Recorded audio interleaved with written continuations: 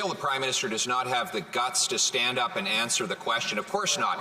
He's protected by armed men every single day.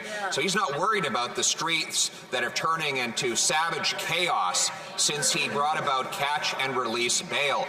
We don't need to work with the provinces to change the bail laws. They are exclusively the federal jurisdiction right in the criminal code. The Prime Minister has unleashed a 32% increase in violent crime since he brought in the catch and release bail policies. Will he finally summon the courage to stand on his feet, admit he was wrong, reverse the policies, and choose jail, not bail, for violent offenders?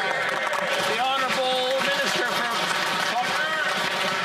the Honourable Government. What we see the Leader of the Opposition do time and time again is launch personal attacks, make outlandish allegations like saying the Prime Minister of this country doesn't care about victims and doesn't care about those that are victimized. I can tell you right now, Mr. Speaker, that the policy advocated by the Leader of the Opposition was tries. In fact, in the United States, Newt Gingrich, when you go back to the contract with America, said that the biggest mistake he made of his career was following the policies that member is advocating. They were an abject failure. They did nothing for public safety, and neither will personal attacks on the Prime Minister or any other member of this House. The Honourable Member for Kildonan St. Paul.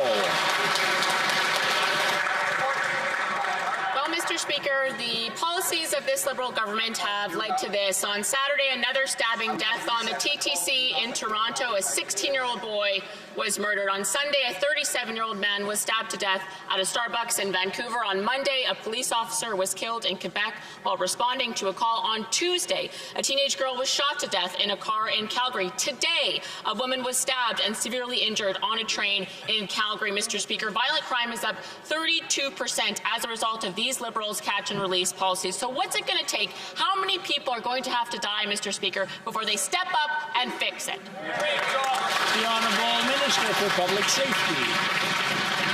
I want to be clear that our hearts go to every single victim that has been impacted by violent crime. The Conservatives heckle, Mr. Speaker. They speak a lot about common sense. I'll tell you what common sense is. Common sense is not returning to the stale and failed policies which led to police cuts led by Conservatives, which led to weakened borders, which were a result of Conservative cuts, and, Mr. Speaker, which saw Conservatives give up on vulnerable Canadians while this government continues to support them. Mr. Speaker, drop the slogans. Let's focus on solutions. Let's do this work together so we can protect our communities. Full member for Kildonan St. Paul. Mr. Speaker, this Liberal minister can make up whatever stories he wants, but the proof of the priority or lack of priority on fighting violent crime is in black and white in their budget. There was not one mention of fighting violent crime in that budget yesterday. Not one. It is not a priority for these Liberals, Mr. Speaker. And you know what? The reality is, if Canadians want repeat violent offenders out of our communities, this Liberal government is the very last government that's going to do it. Their 8-year record of catch and release policies proves that, Mr. Speaker. So isn't that right? They're never going to fix this, and they're only going to make it worse, Mr. Speaker. Isn't that right? The Honourable Minister for Public Safety.